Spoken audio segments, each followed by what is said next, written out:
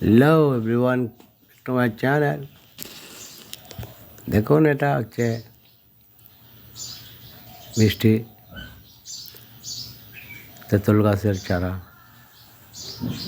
এটাকে 2 বছর আগে রোপণ করেছিলাম এই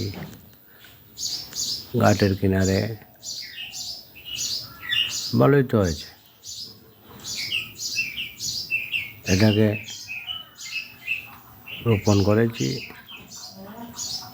একটু বড়সড় করে, এই যে বনসাই করার উদ্দেশ্যে। আসলে হবে, ভালো হবে। এটা বাইরের মিষ্টি তেঁতুলের বীজের চারাটাকে আমি